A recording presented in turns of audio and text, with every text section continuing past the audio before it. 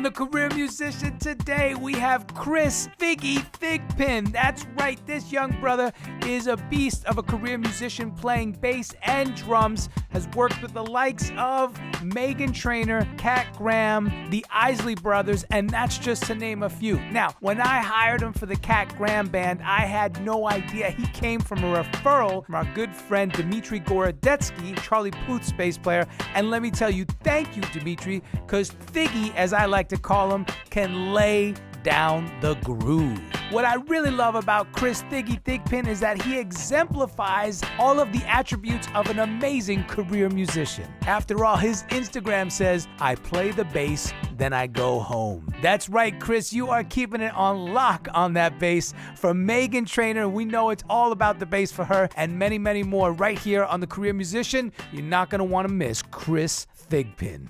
Chris Thigpen, welcome to The Career Musician. Hey, thank you for having me. My absolute pleasure to be here. Yeah, man, so glad you could do this. And we were just talking off camera about when we first met. Yep. And the gig we were doing, and we were rehearsing at Third Encore. Yep. And then you said you were rehearsing for another gig at Third Encore at the same time, and you were trying to remember which gig came first. That's so funny. Yeah, because I always say, you were the music director on the gig that we were rehearsing for, and that's how we first met. So you basically put me on to like kind of my first situation. But it's funny because I was kind of like in two situations at the same time. Okay. But we did like a gig first, so I would say that was my first situation. I like it, man. Absolutely. See, good. All right, we got your maiden voyage right there. Beautiful. I love Coming that. out to LA. It's been 5 years now. 5 years you've been in LA. 5 years in LA, still not homeless, so trying to keep it up. Amen for that. Where are you from originally? Chicago. Chicago. Absolutely. I swear, man, there's something in the water up there because it breeds some of the best musicians in the world. Yeah. It's like Chicago, Detroit, all these areas in the Midwest and the I guess even the Northeast and the Southeast. It's just like, amazing musicianship. Yeah, it's something different. It's mostly because of the church. Like church is huge in Chicago. So every church you go to is gonna be some killer musicians. But yeah, it's a little bit of unfair advantage because you just grow up listening to amazing music all the time, like anywhere you go. Like when I was coming up, my pops, he was a musician. That's right. So he was always had like the baddest cats around him. So I grew up I grew up listening to like all the cats that are out here now. So like Teddy Campbell, J.J. Smith, Calvin Rogers, Rex Hardy, Swole, like all those guys. Reese, I think I might say Reese already. Yeah. So I grew up listening to those guys, and I just thought that's how music is supposed to sound. Yeah. Like as a kid, I just thought like, okay, well if it doesn't sound like that, then it's not music. I had no clue that these are like some of the best musicians in the world. Right. I just thought like, oh, this is normal, but it's not normal. You figure that out later. That's so funny. There's a lot to unpack there, but before we do, I worked with Swole on the 2005 American Idol tour. Yeah. Swole's the man. Yeah. Swole's the man. Is he out here? Is he back in Detroit now? No, Swole he lives in Chicago. In Chicago. He's still in Chicago, but he's still doing his thing. He's still always running everywhere. everywhere. Yeah, great dude. Absolutely. And that's the other thing too. Like for me, a huge advantage is just because of being there in Chicago and then my pops and everything, I got to spend time around all of these guys. So like Sheree, he's one of like my favorites of all time. I've stolen so much from him, but a lot of people have like their favorite musicians to listen to or learn from. But I got the opportunity to not only listen to them and learn from them, but I got to be around them and ask them questions. Right. And I'd ask them 30,000 questions, and all of them, they were always like super nice about it. They weren't like irritated. They just like they really liked. Just helping me out and giving me advice and stuff from like the kids are older. So yeah, Sheree, B.J. Edwards, another great one. Donald Alford Jr., Maurice Fitzgerald, all of those guys. Like I got to, Mo Fitz, man. Yeah. So like I said, it's I'm really blessed in that aspect. I think that's a huge reason why I've been able to do what I've been able to do, just being around those guys. I think it's so important, something that me and my peers and colleagues talk about all the time, and I know this is what you're saying basically. The higher up the talent ladder you go, the more talented pool of musicians that you're working with, typically the more humble, the more humility exuded. If you think about the greats like Herbie Hancock and Chick Corea and Wayne Shorter and Greg Fillinganes and all these cats, they're so humble and they're so willing to share. They're an open book. And that's so important. Absolutely. Something else that you want to talk. First of all, your dad, man, I loved your father. God rest him soul. Thank you. Yeah, my deepest condolences again. Of course, I lost my dad last year, so I could totally relate. Oh man, I'm so sorry. I didn't know that. Yeah, it's crazy. Yeah, I know. We both lost our pops before they should have been gone. You know. Yeah, I'm sorry. I didn't know that. Oh, thank you. Another thing I wanted to say is I met your dad on a cruise. I remember that. It was the Tom Joyner, one of those Tom Joyner soul cruises. Yep. I was working with Babyface, and he was with the Isley Brothers. And it's so funny because I remember talking to him, and I can see it clear as day. We were on the upper deck outside in the beautiful Caribbean, sailing on the ocean, and we just started talking. And I said, man, I love your son. And it was just so good to connect with him, and he was such a proud dad. That was awesome. Yeah. And now he was with the Isley Brothers for a long time. Yep. How many years do you know offhand? Offhand, I'm not sure exactly, but I know it was probably at least probably 3, 4 years, I think. Oh, okay. I thought it was a little longer than that. Okay. Yeah, it was. About 3 or 4 years. He was with them. But like you said, you learned so much from him being in the scene, and he was a drummer primarily, right? No, he was a keyboard player. He was a keyboard player. It's funny. Okay. He used to play for Babyface. That's what it was. That's how we started talking. Yeah. You're absolutely right. In the 90s, he played for Babyface. Okay. Yeah, he was on tour with him. That's like a huge world tour. So cool. I remember that. Yeah. Because actually, Face gave me those DVDs to put together the new show based on the 90s show that he was doing. Yeah, he was there. That's so awesome. I haven't seen those. I have to check that out. But, okay, so one of the things I want to talk about, again, like you said, that area, so heavily church-driven. Gospel music is some of the richest music out there. It's so musically dense, right? There's just so many layers and knowledge and things to pull from, and it pulls from a lot of different things, from jazz to blues and all this other stuff. So it's an amalgamation, right? Yeah. What is your take on gospel music and how you came up and the learning process and how you discovered it all? So it's actually interesting. I feel like we generally have like a kind of an opposite experience as far as gospel music, because it is like a lot and it can be dense and whatnot, but that's what we grow up listening to first, in church. So it's literally like from a baby to a little kid to everything. Like you go to church every Sunday, and especially like certain parts of Chicago, you go to church more than just Sunday, so you're there all the time. It's the first kind of music that you hear.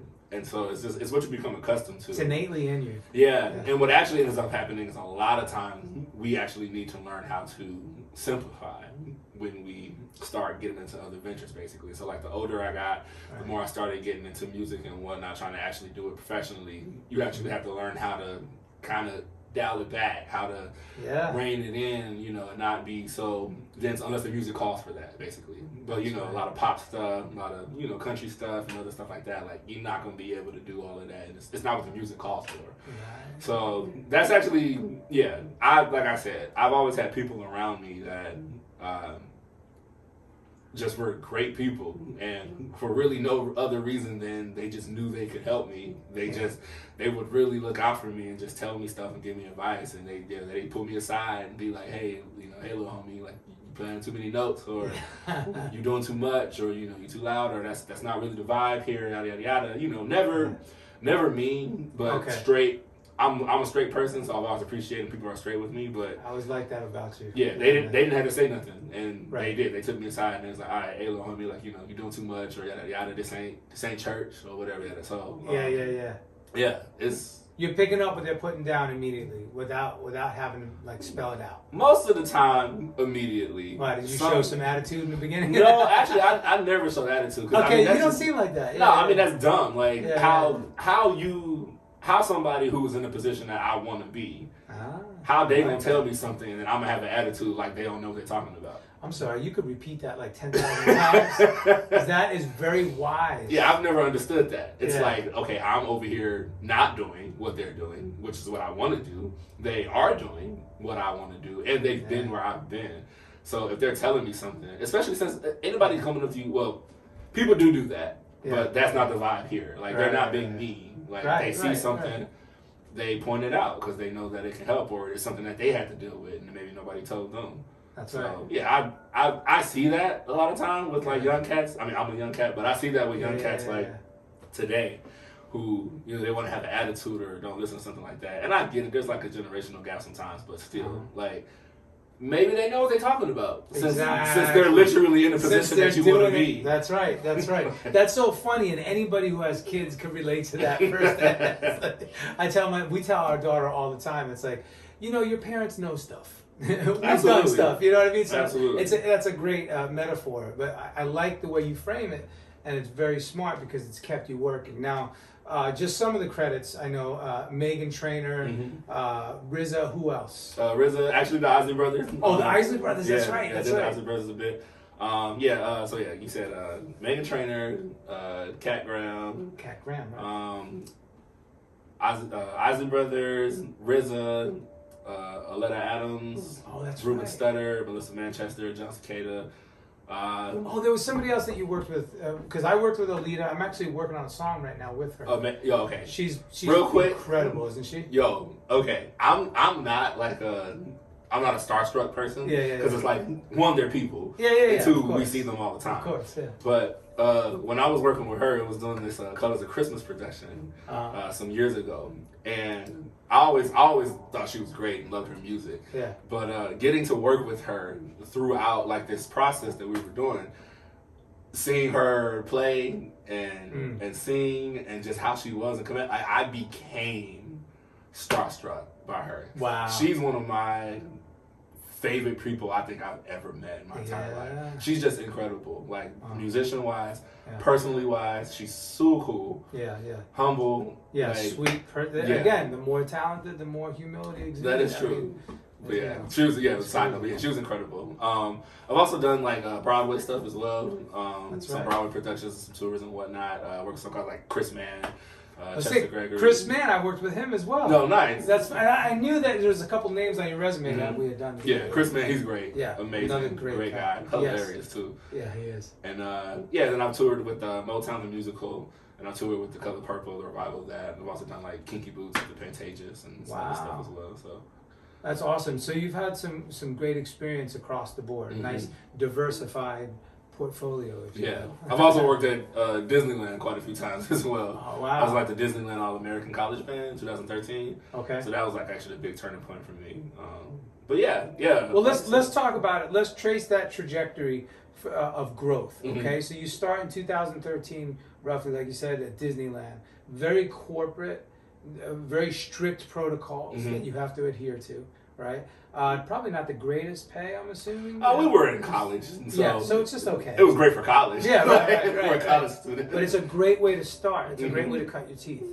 And then, so talk about that. You know, let's just start there. So I think the biggest thing that the two biggest things that the Disney band did for me, it's like an all-star band basically. They go around the country for like 3 months and they audition like, you know, undergrad and grad students from all over the country. Okay, so you're looking at 19, 20, 21 years old?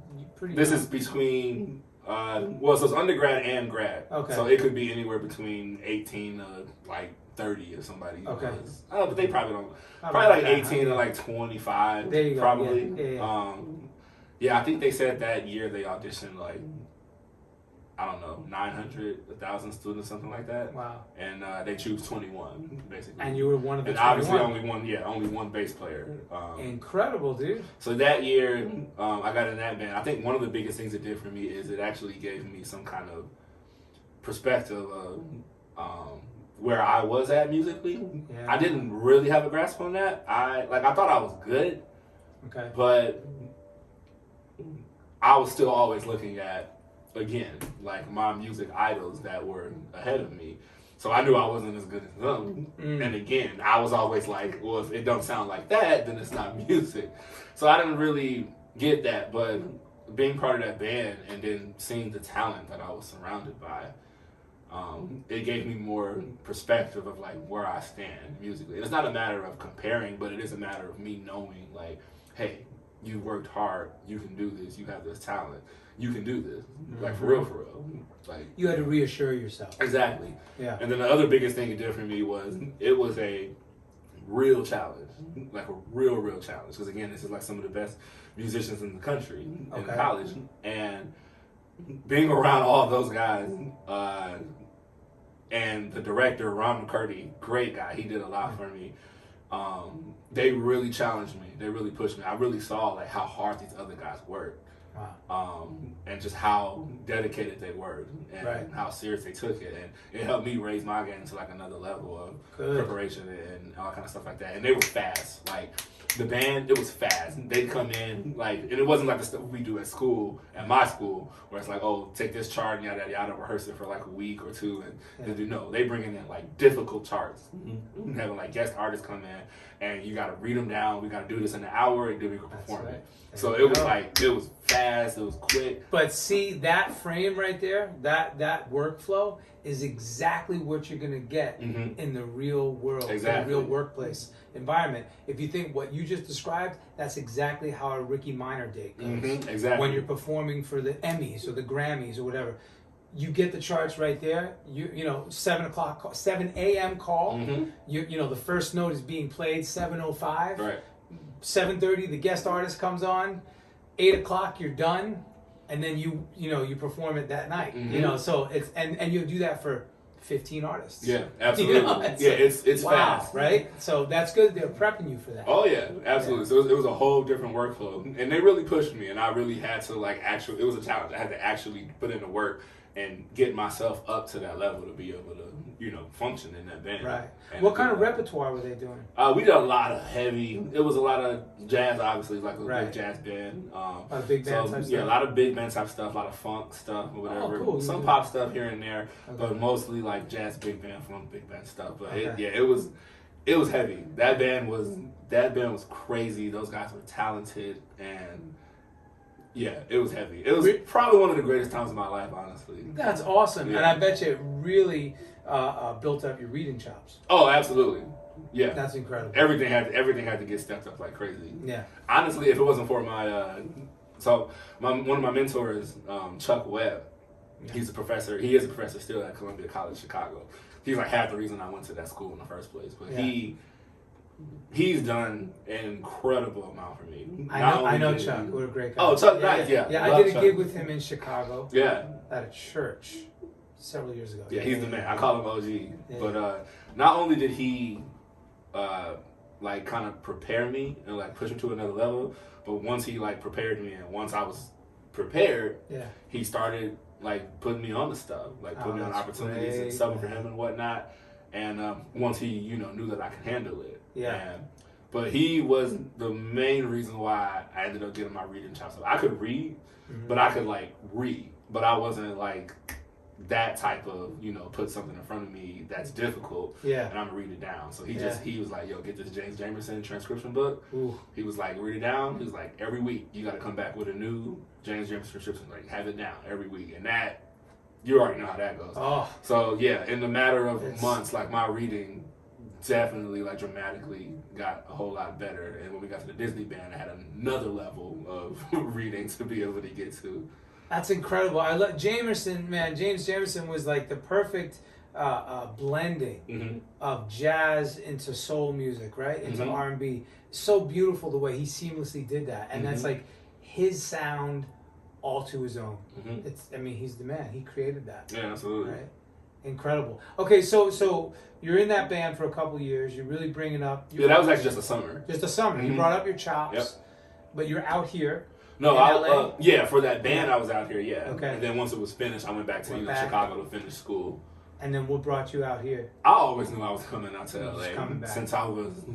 I think since I was 18, I knew I was coming out here. I was in the car with my dad. We were in Chicago, and they were getting ready to go on tour with somebody. I don't remember who. Yeah. But my dad was the music director for the tour, and most of the band was from Chicago, but they were rehearsing in Los Angeles because the artists were based out there. So I'm in the car with my dad, and he was talking. Somebody's talking about budget cuts. Somebody ended up making budget cuts. I'm sorry, what did you say? Yeah. I've never heard that term before. Exactly. So somebody ended up making budget cuts, and they had to like find ways to save money, and it was like, yo, we got to do something with the band. Yeah. And he was like, all right, well, like if we have to, like we can just get a bass player and a drummer from LA. That way you don't have to pay for flights and pay for hotels. That's right. And it was like, all right, bet, we got to do that. And he got on the phone, and I was like, yo, did that bass player and drummer just lose their job because they didn't live in Los Angeles? Yeah. He was like, yeah, son, got to make budget cuts. And I was like, all right, out of all the reasons for me not to get a gig, that's not going to be one of them. I'm moving to LA. Yeah, so that's precisely the moment that I decided I was moving to LA. Good for you, man. Yeah. Good, and that story is so true to life. For those listening, if you aren't hip, if you haven't gotten out there yet, and you're just starting your career, listen, if you hear nothing else, hear that. Budget cuts are legit. Mm-hmm. You will lose the gig. If you are serious about being a career musician and you want to do that, and this is what you want to do, you want to get on the road, you want to get on sessions, move out here. There's no excuse. And don't be one of those cats that stays home and talks to your LA people and be like, yo, put me on, man, hook me up when the auditions are happening. No. Yeah. If you can't sacrifice like I did, right, and come out here and make it happen, then why am I going to make it easy for you? Yeah, it's not like how it used to be. Like when my pops was coming up, it's not as simple anymore. As far as like there's not the same amount of money that's in, so they're not able to always fly people out and hotels and things like that. So a lot of the stuff is here in LA. It's not to say that you can't work if you're somewhere else. That's not the case at all. But you're gonna have to work harder, and it's probably gonna be more difficult. But this is definitely like the mecca of entertainment. So that's right. Yeah, I just wanted to make sure I gave myself every opportunity possible. Good for you. To work basically and do what I love to do. So then at that point you moved out here and I did cruise ships for 2 years, like right before cruise ships. I've done cruise ships. Did you? Yeah, we done a lot of stuff. Those are tough, man. Yeah, it cruise can be. And you have to be young. Oh yeah, I did it when I was young as well. Yeah, I do not recommend doing it if you're not young. Yeah. I did it straight out of college. Oh, that's actually the perfect gig for that. Yeah, straight out of college. It taught me how to work and taught me how to work every day. Yeah. It taught me how to take care of stamina, take care of myself, be responsible, things like that, along with just other ridiculous great experiences. Not going to the crew bar every night and getting blasted. Yeah. Like, that's so important. It is. You see people do, Me personally, I don't actually drink, so that wasn't really a problem for me. Yeah. But I saw people become legit alcoholics on cruise ships. Yeah. It's a stir crazy environment. Mm-hmm. Much like the pandemic when you're locked up in one little confined space. Yeah. With a roommate. Yeah, so that's even worse. Yeah. It's actually licensed to eat and drink yourself into oblivion. Right? So if you're not careful, you can gain mad weight. Oh yeah. And have poor habits. Yeah. Right? I say the cruise ship is the easiest place to easily do whatever you want to do. Right. So if you want to learn a new language and you want to lose weight and you want to pick up new skills, there you go. Super easy to do that. Yeah. But it's also super easy to gain a bunch of weight, become an alcoholic, spend all your money. It's super easy. I've seen it both. It's super easy. That's right. That's good advice. All right, so the cruise ships, then what happened? Then I came. So I knew I was going to move to LA, but I didn't know exactly when. They put me I ended up being a music director on a ship in Texas. Good for you.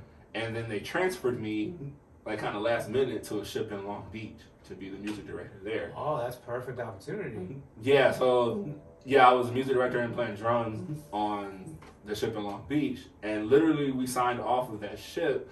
I had a plane ticket they had a plane ticket for me, and the bus to go back to the airport and go back to Chicago. Yeah. I had my suitcase with me. I had my bass. I had like pretty much 80% of my belongings. So I ended up just, instead of taking that plane ticket home, I just took an Uber to North Hollywood and stayed in a hotel. Got a car the next day. Got an apartment, and that was for you. Yeah, that was me moving to Los Angeles. And okay. That was 5 years ago. That was 5 years ago. First of all, good for you. Let's unpack that step by step, because if there ever was a textbook way to make that move, you defined it. You epitomized it. Yeah. So, because for those who say, man, it's hard to get to LA, I don't have the money, blah, blah, blah. Try to get some kind of other gig where you can save money. And let that be your launch pad, right? Absolutely. That's a brilliant move, bro. Yeah, it was. It worked out. I don't know what's gonna happen exactly that way, because it was kind of. Yeah, it wasn't planned out like that from the beginning. It was my plan to save money, but I didn't know about the whole being in California on the ship. And I just, like I said, I had my stuff. I knew. Shout out to my guy, big homie JJ Smith. There you go. Done a lot for me. Always helped me out, give me advice. But he always told me, he's like, you coming to LA, you trying to do music, North Hollywood. That's right. That's where you got to start. Best advice, man. I always say that. Yep. North Hollywood, all the studios are here, all the rehearsal spots, and freaking half of the musicians in LA live in North Hollywood. Absolutely. At least. So I went straight to North Hollywood and just started hitting the grind. Networking. So you saved money on the ship, right? And then you said you got an apartment the next day. Yeah, I got an apartment in probably like 3 days. A couple days after. You got a car. Yep. With the money you saved, you were able to do this stuff. Yeah, I didn't buy everything out front. Like, right. You put money money with the money down, that I saved. You get a security deposit. You lease a car. You rent whatever. You know. Yep. Okay, that is so perfect. So again, if there ever was a model for young musicians coming out here, cruise ships are a great way to do it, or any kind of gig. So if you have a touring play, right? Yep. Which I want to talk about as well. Oh yeah. Great ways to save money because the key factor is you don't have overhead. You have no apartment or home that you're paying for when you're out doing these gigs. Right. That's the key element. Yes, because LA is expensive. Expensive as hell. I would say. My pops, he told me, he was like, you need to get a plan together. You need like X amount of money. So I basically was saying that I needed, I said I needed to do like $10,000 basically. And again, like you're going to need some type of gig for that. So I did the cruise ships for that. I would say even if you can go 20, double it. I go as much as you can. Yeah, go as much as you can. Like, there's no limit. Yeah. But if you can get to 15, 20, 20 is even going to help you. Absolutely. Yeah. My plan was, I had a pretty aggressive plan, I guess. My plan was get enough money. I could move to Los Angeles, and I cannot make a dime for 3 months. Okay. So basically, for 3 months, like I don't have to make a dime, and I can fully support myself. Right. And I gave myself 3 months to hit the scene, and I was hitting it hard. Talk about that. Oh man, I'm telling you. First of all, I was about it. I was at every jam session. Every jam session. Every single one. Like all the gigs, all the jam sessions. Like I was everywhere. Like how did you find out about them? I was asking all the homies whenever I go to a jam. I'd ask everybody at that jam, like, hey, where's the other jams and spots? I made a list. Like I had a list of every jam for every day of the week and what time and where it was. Like I made a list and I was there. Because I mean, there's nothing else. You had nothing else to do. That's methodical, man. That's being business. Yeah, that was the whole purpose of me moving to LA. So yeah, I had a list of the jam sessions. Hit them up every week. I went there and I played and did what I could, and I can play. Like so, you're a badass. Come on, dude. Thank you. I can play. So you ended up. It's a grind, but eventually you end up meeting somebody, and I think I kind of want to do going is a lot of people think that you come to LA and like going to a jam session is like. They think that that's the connect to like a major tour. And it's not really that simple. I thought that too. Yeah. It can happen, but it's super duper rare. It's not that simple. What is more likely is you go to the jam, you network, you meet people, and through going to the gym and doing your thing and, people noticing you, if you, got skills and stuff like that, they'll call you for like a gig in town. A local gig. Right. Or somebody needs a sub for something, they'll call you up to sub for that. That's right. And then through those local gigs, you meet other people who are gigging, and you just keep building a network that way. But that's really how you'll end up getting connected. And also, we all want a major tour, and that's great. Yeah. But there is more to being a working musician than just being on a major tour. Like, you want to work. So that's the point. You can work literally in Los Angeles. It doesn't have to be like a major thing. You can make good money without a major tour. And yeah, you do want to do a major tour because major tours are awesome. Right. But people do think that it's just like go to a jam session, kill the jam session, boom, Rihanna's gonna call you like from there. And that's not really necessarily how it works. Exactly. But yeah, I was hitting up I knew a couple homies out here from Chicago. Yeah. Hit up my guy, Chris Johnson. And I was like, yo. Chris Johnson? Yeah. We went to college together in Northern. Really? Yeah. So I hit him up and I was like, hey, where should I go? And he actually, so this is funny because this is full circle. Chris Johnson was like, you should go here, but you really should talk to this one cat, Dimitri. Dimitri, bass player. I'm glad you brought that up. Oh, there's no way I was going to bring up Dimitri. So he was like, so you should hit up Dimitri. I didn't know Dimitri. I know who he was. Hit him up on Facebook, was like, hey, you don't know me. I'm Chris. My guy told me I should hit you up, and I just went to LA. And from the get-go, Dimitri was just like, oh yeah, man, welcome to LA. Like, yeah, man, you gotta hit up these spots here. Like, here, come through to this jam session. I'll be up there and we'll rap. Yeah. And literally from there, like, Dimitri has just always been big bro, big homie. I love that. Looking out like crazy. That's how we met. Right. I think you called. Well, that's how I met because Dimitri. You called Dimitri for something for a gig, and Dimitri was like, "You need to put Little Homie on." Yep. And yeah, I tell Dimitri all the time. Yeah. He's probably responsible for, in some way, form, or fashion. Yeah. He's probably responsible for like 35% of the work that I've done in Los Angeles. There you go. That's a beautiful thing. Whether it be recommendations or he can't make it or whatever. And that's how it should be, man. Yeah. We should look out for one another as a community instead of trying to cut each other off at the pass. Yep. You know, we shouldn't be in competition. There's enough to go around if you're cool with it. If you're cool, you take care of your business. And That's right. obviously Dimitri's doing freaking great. He's doing great. Because Absolutely. he take care of his business, but also he's a great guy. He's a great player. That's right. Unbelievable professional. And everybody loves Dimitri. Yep. You can't bring up Dimitri and Right. then people don't go, "Oh man, I love Dimitri." Exactly. Like, it's a thing. So yeah, big shout out to him. And he was on the show. I don't remember which episode. I remember. Yeah, I definitely remember. Good cat, man. Good cat. So, yeah. But that's like, I could literally do, like, literally just like a whole hour of literally just giving shout outs and thanking people. Good, man. That's great. Who have helped put me in the position that I am or position that I'll be in. I could literally go on for a very, very long time. I would say that to anybody, and I've been blessed and very, very lucky in that form of fashion. I realize everybody doesn't have that all the time, right. But I would say for anybody who does, acknowledge that, know that, this don't happen just by accident. It didn't happen alone. People looked out for me in my entire life who did not have to look out for me. Yeah. And like I said, I could go on and on. I'm sure I'll miss somebody, but absolutely. They know. I make sure I tell them too. Make sure you tell them.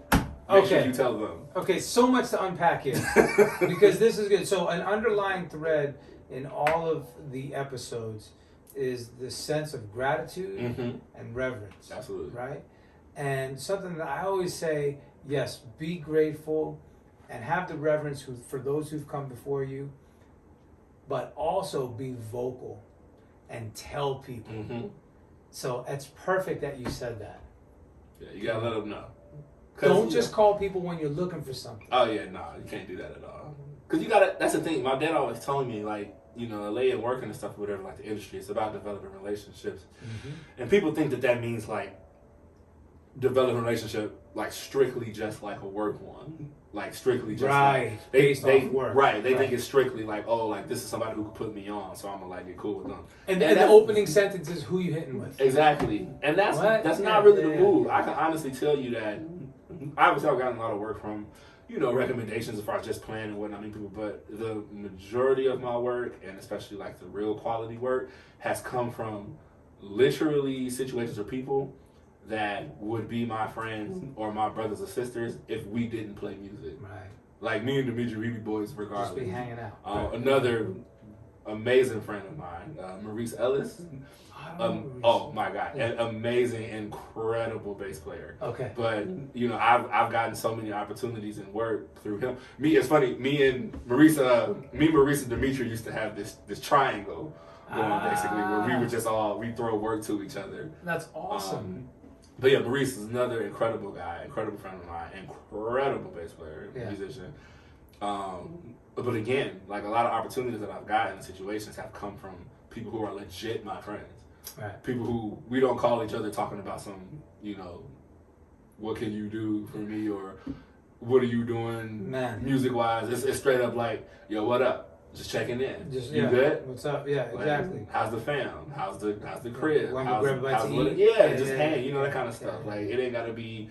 We ain't never gotta talk about music. You know what I'm saying? We love it, so we do talk about it. But a good friend of mine, when I was in Nashville, a big producer out there named Mookie, Mookie Taylor, did a lot of records with him. He would always say, "Man, I can't stand cats in the industry when they just want to talk about work." He's like, "Man, everybody's working. When you're at this level, we're all working. Exactly. We're all doing something. Who the fuck cares? And I'm the same way. And then he moved to New York, and I would go visit him in New York. And he's not from New York, but he has a very New York mentality, very straightforward, much like we're talking about with you and obviously myself. It's like, I don't want to hear it, you know? It's like, just shut up, man. How are you doing? How is your family? How's your children? What are you up to? You know, and not the first words out of your mouth. Yo, man, you still hitting with so and so? Yo, I just did this session over here. But really, that's how you measure quality of life? Yeah, it's hard for cats. It like, I'm not with it, but it is hard for cats. I feel like outside of the circle to understand that, because like when you're not in it, you're not in it, so you don't really know any better. I had my pops. You know, out of anybody who's done anything for me musically and just personally, obviously Pops is at the top. Your mentor, absolutely. So he was always in it. So I always had a bunch of, you know, knowledge and experience and firsthand kind of with that industry stuff even before I was in the industry. Right. So I learned that from him. You know, him and all his friends were the guys. They were the guys. Yeah, I love that. And everybody else just wants to be like, oh man, this guy, you know, music, tour. And, you know, my dad and them, they were like basketball, football, like chilling. You know what I'm saying? How's the family? Like food, barbecue. Like they didn't care about that stuff. Yeah, a gig is a gig is a gig. It's not gonna change, whether it's a tour or a session or whatever it is. Yeah. Love that. Good stuff. All right, so let me ask about this. First of all, I forgot to mention, by the way, you play bass and drums. Yes, I do. So again, is that something you picked up just by being in church? So honestly, I feel like 80% of Chicago bass players were drummers first. Right. Because that's why I say that. There's so many. Because you grow up in church and you just see the drums. You want to play drums. Everybody wants to play drums though. And then there's everybody's good at drums. So eventually, some of us wised up and we ended up. You move over. Yeah, we just went over one position and moved up to the bass, and we was like, hey, there's not as many people over here. There you go.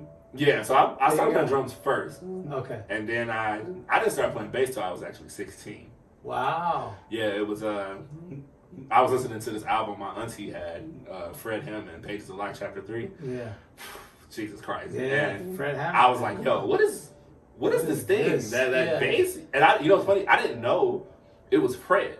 I didn't know it was Fred. Played and sang. I didn't know that it was Fred playing bass. Yeah, he did it all. Because so much what I heard like from the live stuff was obviously Maurice Fitzgerald, Terrence Palmer, yada yada. So I was like on all that kind of stuff.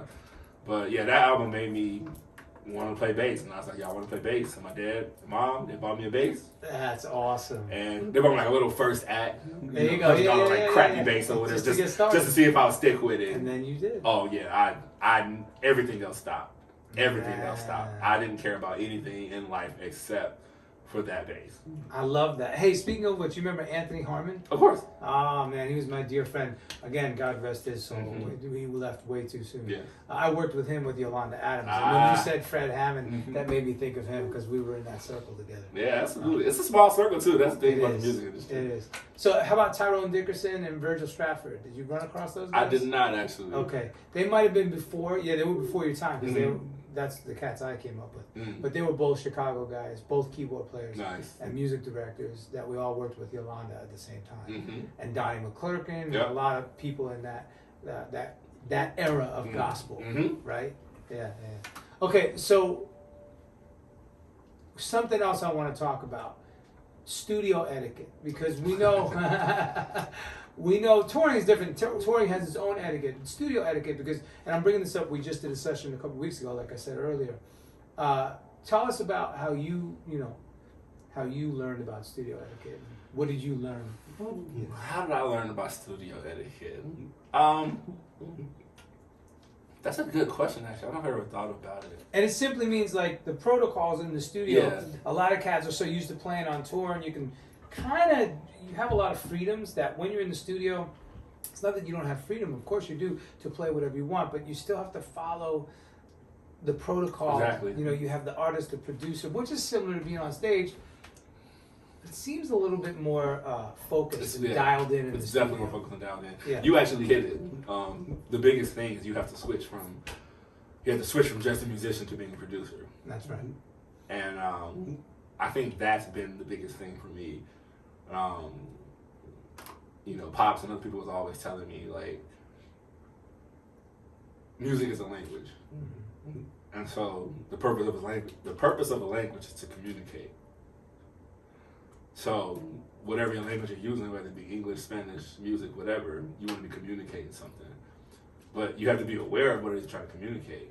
But especially when you're playing for artists, more so when you're playing in the studio, trying to record something, you're trying to communicate something that somebody else is trying to communicate. So you need to communicate their message. That's it. And so really like honing into that in the studio and live performance as well, but more so in the studio because it's on wax. That's right. It's permanent. I love that it's on wax. I love that. So really just tapping into like what the artist is trying to do and their vision and figuring it out together. Right. And going to that producer mindset of like, okay, I'm not trying to do this cool thing right here. I'm not trying to be seen or heard or whatever. I'm trying to do my job in this communication team that we are right here. And so you want studying. So first of all, studying records, like people need to study records. And that's a big thing. My dad always said, he was like, YouTube is going to be like the demise of a lot of young musicians. Because, you know, I mean, like I'm still young, but I'm old enough that YouTube was definitely not around for like a very long time. Right. You YouTube still had records. Dead. Whether it was tape, CDs, vinyl, doesn't matter. You still had to play a record. Yeah, my generation didn't grow up with YouTube. So that wasn't the thing. So we had records. And I was in Chicago, so you had to go see live performances. But on YouTube, you know, every chop, every lick, every special thing is on YouTube. You just eat it up, eat it up, eat it up, eat it up. And so you keep watching these 45-second clips of these musicians doing crazy things, which are crazy and amazing. It's ridiculous. But the crazy thing about it is you don't learn how to play a record. That's right. You just get this 45 seconds. And the funny thing is like 95% of those people that's doing those 45 seconds, all of them know how to play records. That's right. Because they're playing records and like they're playing for artists and touring and stuff like that. And so yeah, like I would say that cats need to study records. Like what did they do? Like all those records you love, whether it could be, you know, new stuff or the older stuff, but like check out that stuff, whether it be Fred Hammond, Yolanda Adams, whether it be Earth, Wind & Fire, Michael Jackson, Sting, Journey. Well, let's start flipping it, exactly, because the other day I called you for like a folk rock Absolutely. session. You know, and I knew that you would be able to handle it because you know the vernacular for so many different styles. And that goes back to what your dad said, right? About the languages. Absolutely, yeah. My dad, he's the reason why I'm versatile. Yeah. I love that. He knew what the industry was going to be by the time I got to it. And he knew that I needed to be versatile. So he was like, you need to learn how to do this. You need to learn how to read. You need to learn how to play different styles of music. That's why I learned how to play upright bass. That's right. I learned how to play synth bass. And different styles of music. The cruise ships help with that tremendously. Going to the other styles and whatnot. Jazz, that stuff, all that stuff tremendously. Music theory and just like ear training stuff. What I told you in the email for that session was like, don't put no funk in my folk. That's right. No funk in that folk. Now I love funk and I love it all, you know. So and right there you knew the type of session it was going to be. And I didn't even have to tell you, you brought your upright anyway. Because you just said, you know what, just in case. And that's something that's really important, and that impressed me because I'm the same way. If I get called for a session, I'm going to bring half of this studio. So, like, every kind of, a dobro, a slide guitar, you know, a lap steel, you know, whatever. It's 12-string, nylon string, steel string, electric, Strat, Telecasters, Les Pauls, every pedal known to man, 3, 4, 5 amps, you know. You got to be prepared. Yeah, absolutely. Because sounds is like, when you're in the studio, I would say that sounds is probably the biggest factor. The number one. It's not even a matter of can you play. If you're in the studio, generally everybody can play. That's right. It's not about how impressive you are. That's right. It's a lot about sound. That's right. And so, yeah, I heard one of the songs and I was like, you know, you told me what to bring, so of course follow instructions. So I'm gonna bring what you told me to bring. That's there you go, studio etiquette. Like a lot of people, especially young cats and people, they just don't follow instructions. I'm like, literally, it says right here what to do. It's like, what do you mean you didn't know? It's right there. Read it. Yeah, like take the time to read. Read your email. Read your text. Let's talk about that. Let's talk about that. Read your emails. Read your text messages. Then read them again. And yes. Follow instructions. And it's like if you see something and you don't want to overstep, like I'm not the producer. You see what I'm saying? I'm the bass player. That's right.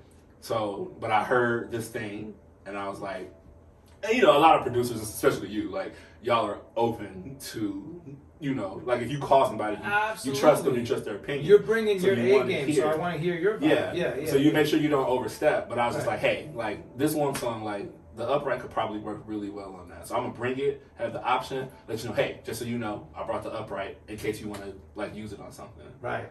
And it actually ended up working really great on that song. Yeah, that's a good time. I love that. All right, now switching gears, let's go to tour life. Mm-hmm. We're on stage, we're at sound check, Mm-hmm.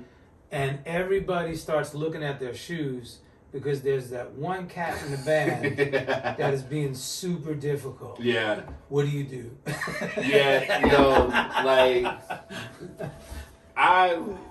it's rare that in this industry, like once you in the industry, like so everybody can play. Yeah, exactly. It's rare that you find people that play who are so incredible Yeah. that they can be an asshole. Right. Like that's super rare. That's so, I mean, They're we're super talking rare. But the crazy thing about it, and when I say it's percentile yeah. is so minute. we're talking like like 1-2 percentile Yeah. people that's Jocko like, got away with that. exactly. Like you got to be Jocko. Miles got away with Yeah. that. Yeah, exactly. But outside of that, but the funny thing about it is, like, those are people who are that incredible that they could be an asshole. The funny thing about it is, most people who are that incredible are not assholes. That's what I was saying earlier. Exactly. So when you're not that incredible and you're causing problems, that's not like you're gonna have a bad time. That's not a good look. It's not gonna work out for you because regardless of how dope you are, there's literally 16 other people. At any point in time, there's probably 30 other people, if not more, that can do this job. And out of those 30 people, I firsthand know 10 of them. Exactly, immediately. So if you put those numbers together collectively for the band, let's say you have a band of 5 to 6 people, and each person knows 10, 15, 20 people. Like that. You just got 100 people that can come and fill that chair. Exactly. Because you want to have an attitude about it's so even if stuff is like subpar or not up to your standards or whatever, like you're here to do a job. Right. If the gear isn't good or if the accommodations backstage are just kind of whack but you're here to do a job. That's right. And it's like you can either do your job or you can't. And if we've been real honest about it, if certain equipment stuff or whatever, it's going to make it a little bit more difficult, yes. But if that kind of stuff makes you unable to do your job, then we really need to look at you and assess, like, how good of a musician are you then? Like, you're not able to make this work. Like, so you telling me that from the ground up, you always had top-of-the-line equipment? Yeah. Like, you don't remember what it's like to have bad equipment and still make it work and still be killing? And nobody's going to care about that. Like, you're the one that's been difficult. People don't want people to be difficult. They want somebody that's going to step up to the plate, get the job done regardless. That's right. People like to go with what works. People like to go with what works. That's right. Especially in this industry. They're not always looking for the new pan or the new sound or whatever. That's not as common people think. People do a gig. If it went well, nobody caused problems. When they get called to do it again, they'll just be like, hey, call those people that did it the last time. That's right. But if what they remember from that last time is you acting crazy, they're going to remember that. Then you're not. And then they'll be like, okay, so don't call that guy, though, because that wasn't fun. And so being a diva, it's not about you. That's the thing that musicians got to realize, like, especially backing musicians. Like, it's not about you. You want to be about you. You need to do a solo act. Do your own thing. Yeah. But when you go to do somebody, you go to play somebody else's music. You're doing a job for somebody else. Like, go there, show up, have your fun, play the music, get your check, go home. Like, it's that simple. My dad taught me that. Like, it's really that simple. And that's why I love your dad and all the people out there with that same spirit. And that's what I embrace. It's so true because what you just said, you nailed it on the head. Those situations can get real awkward real fast when somebody's acting a diva. You don't want to do that. You just want to kind of keep your head down. You know what I'm saying? If things are literally that out of control, then go find who's ever in charge. Find the music director. And talk to them in private. Let them handle it. Talk to them in private. You don't want to make a scene. Don't make a scene. That's right. And be diplomatic when you do pull them aside. Absolutely. And don't do it in the middle of a sound check when you can clearly see they're being stretched in 5 different directions. Wait until after, and maybe not even after. Wait until the next morning when you're at the airport and you're not doing anything. And you're walking around and you're going to get a bagel and coffee. Hey, bro, can I chat with you for a minute? Yeah, sure. What's up? hey, listen, man, I just got to be honest with you. You know, I'm not used to these conditions of some things happening. You know, I just wanted to talk to you in private. You know, blah blah blah. Absolutely. And then you know, you might be surprised. This music director might come back. She might be like, oh, I couldn't agree with you more. I'm so sorry, but you know, hang in there with me because I'm already talking to management to straighten it out. Right. Maybe they're gonna say that, right? Exactly. Especially if you already, if you did the job. Yeah. And you made it work. Like nobody's gonna be upset with you. Like you be that. Exactly. Communication is important. The way you communicate is super important. That's but right. you, at all times, especially on the gig, you want to make sure that you want to make sure you're definitely not causing a problem. That's right. You don't always have to solve problems, but you need to make sure you're not causing them. Because so true. nobody wants that. People just, like, they got enough to deal with. There's people above you. There's managers, there's MDs, there's artists, tour managers. Right. They got more stuff to deal with than you got to deal with. That's right. And then you want to come in and cause her a problem because you don't have the exact whatever that you feel like you should have. And, okay, yeah, maybe you should have it. But if you don't have it, we're here now. That's it.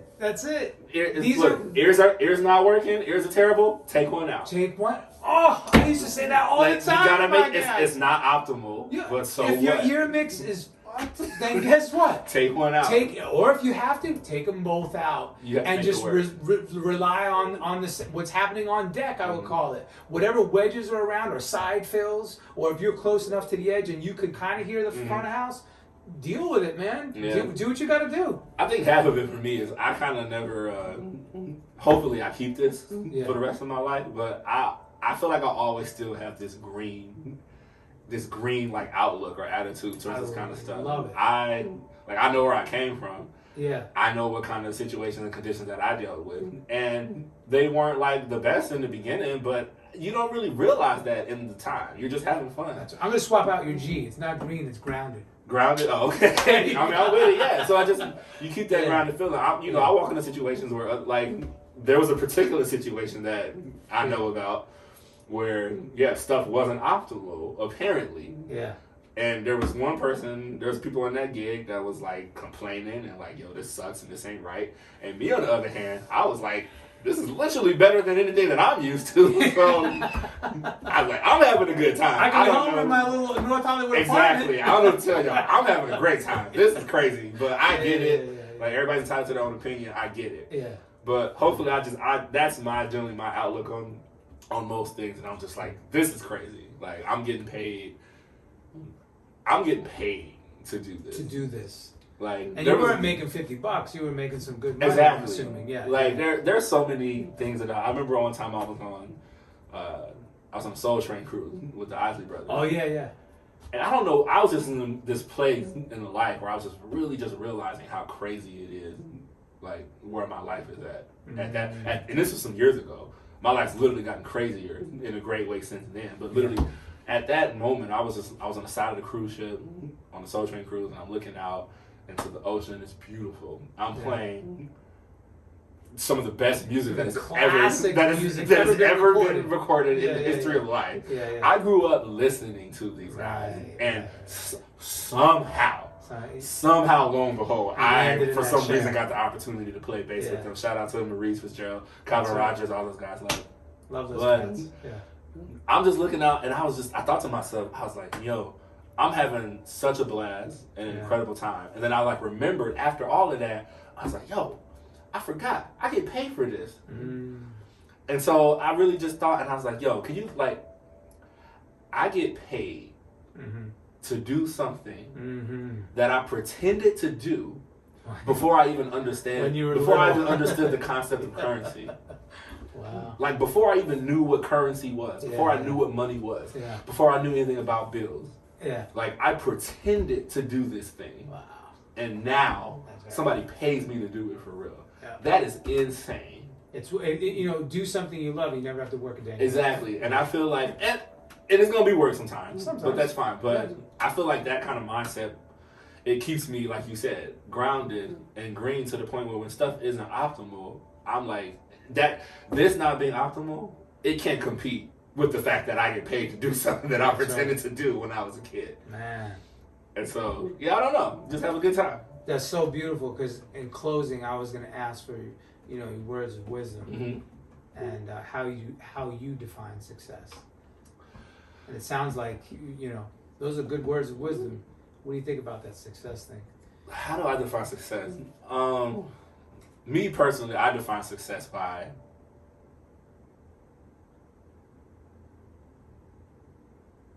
that I get to do. Success for me has been I for real get to do what I love to do, and more so that I've been able to get to the level or reach the level where me loving what I do and me doing it actually provides sustainability for me to keep doing it. That's right. I pay my bills with this thing. That's right. I eat my food with these things. Whatever it is that I'm doing, I buy equipment to do these things, and I define that as it's like a circle of I just want to play music and be part of great music all the time, and it's me doing the music that enables me to keep doing music. I define that as success for me. It doesn't have to be like I'm make this much money or this a millionaire or whatever like that. Like money comes, money goes, but especially now and for a while now, like just I do what I want to do, like with my days. I love it. That's it. I'm grinning ear to ear because basically, forgive me, and yes, this is a plug for the whole concept. Oh, absolutely. But you just described the mission, our mission statement. Oh, right. Empowering musicians with strategies for a sustainable career. Yes. And that's basically it. Yes. That is the definition of success from my viewpoint, and you just echoed it, and I think everybody kind of agrees with that, in some way, shape, or form. Yeah. And real quick, I definitely want to, first of all, thank you for having me. It's been absolutely my pleasure. But also just thank you for doing this in the first place, the career musician. This kind of stuff is important, and people need to hear this stuff coming from real people. Real people doing because there's always, there's a certain whatever, and people think that, inaccessibility of getting to these cats, but you have cats on here who really know what's up. That's right. They're in the industry, and y'all talk about real stuff, and that's right. This would have been, I got to have this experience kind of personally in Chicago, but so many people don't get to have that. That's right. And so you're providing an outlet for, younger cats and older cats, anybody kind of outside to be able to get a good look on the inside. So thank you. I appreciate that. Absolutely. Man, you're welcome, and thank you. I appreciate you saying that, man. Look, I was with Babyface for a decade as his music director. And 2 years before that as a guitar player, so 12 years total. That's longevity. Exactly. And that was something, and again, just like you shout out to Dimitri, I shout out to my boy Ray Islas because he turned me on to this gig. He introduced me to Rob Lewis, and then I ended up working with Rob Lewis, and then this turned into this long-standing gig, So again, it's always a chain of events, and there's always people that you can connect the dots to. Mm-hmm. Once again, always go back and thank those people, show gratitude, reverence, and, man, you truly are the epitome of what I consider to be an A-class career musician. Oh, thank you. I appreciate that. Yeah, brother. And real quick, I would be very remiss, and I'd have a big problem if I didn't give a shout out to my mom. Hey, I talked about my dad and musicians and yada, but obviously, straight up, I'd just be straight up dead if it wasn't for mom. Well, if it wasn't for them, we wouldn't be here in the first place. Well, yeah, but even just after that, without her protection, their support, her protection, her support, her advice, her wisdom, all the taking care of me, I'd just be straight up dead. That's right. So definitely shout outs to mom. Amen to that, man. And the parents who, for those, it sounds like your parents were the same as mine. They encouraged us. They cultivated the gift instead of squelched it. Now, if you have parents who are trying to encourage you not to do music, then that's another set of challenges. But guess what? There's people out there who can relate to that because they've been through it. So reach out. Don't be afraid to reach out to people, right? Because when you communication, you talk, you learn. This experience isn't isolated to me. Other people have experienced this, and then you can learn from them. Right? Absolutely. All right. You ready for some rapid fire? Oh, yeah, let's do it. E-Money, I need those rapid fires. Thank you, bro. All right. Hey, and you know what? Since we're giving, that will be an edit point, since we're giving big shout outs. Big shout out to Eric G over there on the Pro Tools engineer chair. Hey. My right hand. Yeah, man. Pro Tools. Shout out to Pro Tools. Yeah, see? Because Pro Tools is the best audio recording in my opinion. Hey, he said it, but I also co-sign. Okay, you co-sign. Yes. I like it. All right, you ready? Drum roll, please. Bam. Hidden talents. Hidden talents. Ooh. Keep it on the quick. Hidden talents. I am learning how to play keys a little bit, trying to, get into that a little bit. I'm not great, but people probably don't know that. I like it. As an entertainer, you entertain people all the time. What entertains you? Well, I am obsessed with action movies. I cannot get enough of them. Oh my God, action movies. Yo, if you haven't seen Shang-Chi, Legend of the Ten Rings. Shang-Chi, yeah. Amazing. Go Good? check that out. Okay, we'll check it out. Musical guilty pleasure. You listening to some Britney or what? Okay, one particular song that I'm obsessed with. Sure. I don't care. Miley Cyrus, Party in the USA. I'm sorry. That's just a good That's a great song. damn pop song. It's just a great song. Exactly. It's a good time. I don't care what anybody says. Electric or acoustic? Well, I'm going to go with electric. Last movie you saw in theaters? Shang-Chi, Legend of the Ten Rings. Favorite food? Barbecue chicken wings. Absolutely. I like it. 3 tour essentials. Can't leave home without 3 tour essentials. Well, you need your phone. Yeah. Your instrument. I'm going to say my laptop. I have to bring my laptop. Bam. Love it. Favorite decade of music? Oh, easily the 80s. Song or band that changed your life? Ooh, song or band that changed my life? Fred Hammond, The Pages of Life. So the song that probably changed my life was Show Yourself Strong. Love it. Yeah. Your friends would say you are... Ridiculous. Introvert, extrovert. I don't even have to ask that. I already know. Extrovert. I'm actually both. You can be both. I'm an extroverted introvert, actually. I like it. Yeah. I think I can relate to that. So many of us, creative types. Studio or live? That's tough. I know. I'm gonna go with live. Live, okay, all right. Yeah, are you like to show off? Are you a showman in front of the stage? Check out my solo. No, I'm actually a really chill dude. I play bass. I'm messing with you. I know, because I've hired you. And you was like, "Yo, give me something." No, you did great, man. You crushed it. Driver or passenger? Oh, passenger. I can't stand driving. Okay, shopping online or in store? Online. What do you spend your money on? Music, plugins, production stuff. Like I keep saying that I need to. I have a joke where I say I need to start selling crack so I can support my producing habit. There you go. Top 3 artists in your playlist. Shaka Khan's my favorite of all time. Yeah. And then I'm gonna have to go with Earth, Wind, and Fire. Yeah. And probably it's close. It's gonna be like Aretha or Michael, but yeah, Okay. I'm into the old school stuff. I love it. Last concert you attended that you did not play? That's actually funny. I don't really go to concerts that often. I know. Last concert I went to that I didn't play, and then we had COVID, so I know, right? It's been a while. I don't know. I might have to come back to that one. Okay. Favorite restaurant here in LA? So many. Everybody will hate this, but also maybe know this. Denny's. Denny's is my favorite restaurant. That's nationwide. That's global. But Denny's. But there's so many in LA. I remember you talking about this. I always talk about Denny's. I'm like, oh my gosh, Nicky, Denny's. I got to teach you some real food, baby. all right. Instrument you wish you played. I know you said keys that you're working on, but something you. I wish that I played guitar. It's actually my favorite instrument out of all of them, but I don't know how to play it at all. All right. Relaxation method of choice, as in libation, drink, or weed, or what? I don't do any of that. My favorite thing is actually just to go to an empty movie theater. Go to a movie by myself, 3:00 in the afternoon, nobody's there. That is the best time. I love it. I like that. That's but my I favorite. like getting a big bucket of popcorn and some candy and a big old soda. Man. Yeah. All right. Favorite city? Chicago. Sorry. Of course. I call it the second New York. Yeah. All right. It's I'm New with York's that. cousin. I'm with that. New York is my favorite. All right. Absolutely. Dream collab. You've collaborated with a lot of greats. Your dream collab? Dream collab? Yeah, it'd be Shaka Khan. Shaka. She's my favorite of all time. Oh, that'll happen, man. So that would be, that's the Gooch. He no longer plays with her, though, but he was the MD for a long time. Oh, for a very long time, yeah. And he's, Big shout out to Goucher, to Gooch. Last thing, you ready? Mm-hmm. What would you do if you weren't a career musician? Whew. If I wasn't a career musician, what would I do? I would probably something in sports. Maybe try to be maybe play, I don't know, not in the NBA or anything like that, but maybe some kind of overseas or something like that. I probably would have tried to do that. Some type of athlete, whether it be basketball or football. So I was going to ask you about football too. Mm-hmm. You seem like you'd be good in football. Oh yeah, I played football back in the day. That was back in my golden days when didn't have his gut. Awesome. Chris Thigpen, I love you, man. Thank you so much. Yes, I love you too, man. My Thanks brother. for having me. Absolutely.